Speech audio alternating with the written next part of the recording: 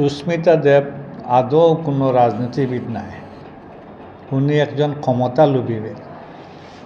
কারণ সুস্মিতা দেব সত্যিকারের যদি একজন রাজনীতিবিদ থাকতাম তাহলে এইভাবে পালাবদল করতাম না। আর সুস্মিতা দেবর পরিবারে কংগ্রেসে যেটা দিছে আমার মনে হয় না নর্থ ইস্টর কোনো পরিবারে কংগ্রেসে অতটা দিছে না। আমরা বিশেষ করে আসাম রাজ্যর তিনটা কংগ্রেসই বড় কংগ্রেসই জড়িয়ে নাই। একটা হলো সন্তোষ মন দেবর কংগ্রেস পরিবারের কংগ্রেস, হিতেশ্বর শইকীয়ার কংগ্রেস দেবর পরিবার আর তরুণ গগৈ। কিন্তু শইকীয়ার পরিবার এবং তরুণ গগৈর পরিবার থেকে সন্তোষ মন দেবর পরিবার অর্থাৎ সুস্মিতা দেবর পরিবারটি কংগ্রেসে যেটা দিছে আমার মনে হয় না ভারতবর্ষর কোনো পরিবারটি কংগ্রেসে এতটা দিছে। কারণ আপনার এক সময় সুস্মিতা দেবর দাদা সতীন্দ্র মোহন দেব শিলচরের বিধায়ক, আসাম সরকারের মন্ত্রী। ওনার বাবা সন্তোষ মোহন দেব শিলচরের সাংসদ, ত্রিপুরার সাংসদ, ভারত সরকারের মন্ত্রী। ওনার মা শিলচর মিউনিসিপ্যালিটির চেয়ারম্যান, শিলচরের বিধায়ক। উনি সুস্মিতা দেব কংগ্রেস তেনে ওয়ার্ড কমিশনার, মিউনিসিপ্যালিটির চেয়ারম্যান, শিলচর তেনে বিধায়ক, শিলচর তেনে সাংসদ, সর্বভারতীয় কংগ্রেসের সভাপতি, মহিলা কংগ্রেসের সভাপতি। আসাম রাজ্যে সর্বভারতীয় মহিলা কংগ্রেসের সভাপতি কেউ হয়েছেন না, সুস্মিতা দেব হয়েছেন। কংগ্রেসে এত কিছু দেওয়ার পরেও আসামে যখন কংগ্রেসের দুর্দিন আইছে তাই পট করিয়া ওয়েস্ট বেঙ্গল পাড়ি দিয়া দিদির গলায় ধরিয়া রাজ্যসভার এমপি হইলা। শর্ট টাইম একবার এমপি হয়েছেন, 2.5 বছর লাগিন, এবার 10 ইয়ার পিরিয়ড শেষ হয়েছে। এরপরেও আপনার তৃণমূল কংগ্রেসের মমতা ব্যানার্জি আরও একবার ফুল 10 ইয়ার পিরিয়ড লাগিন আর একবার রাজ্যসভার এমপি করছেন।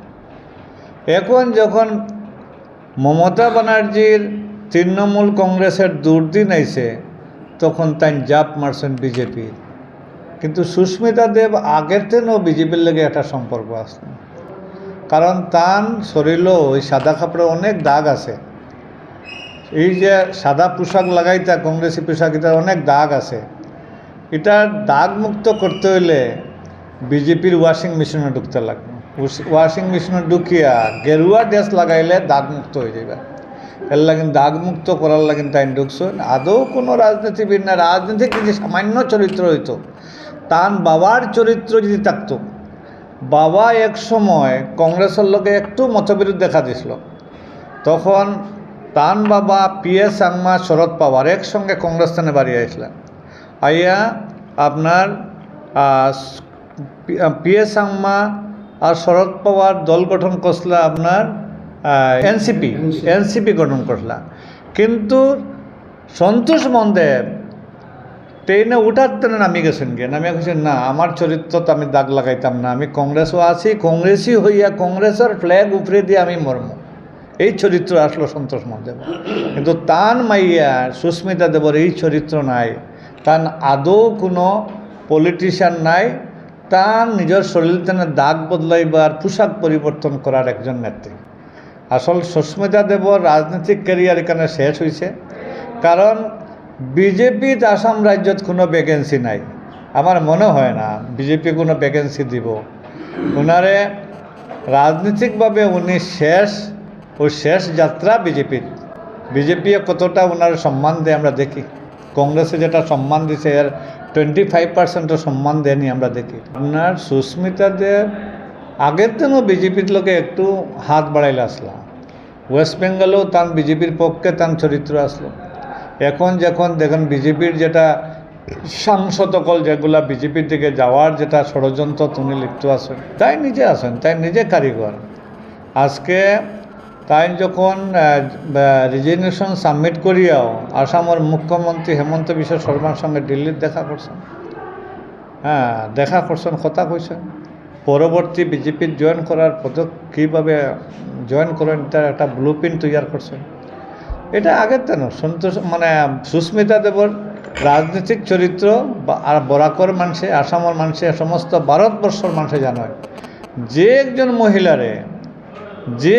মহিলারে যে একজন নেত্রীরে কংগ্রেসে পার্লামেন্টও যে সুযোগ দিছে কথা কোয়ার, কংগ্রেসে সমস্ত সর্বভারতীয় মহিলা কংগ্রেসের সভাপতি করছে, নর্থ ইস্টার্ন জোনতেনে এর আগে কেউ করেনি।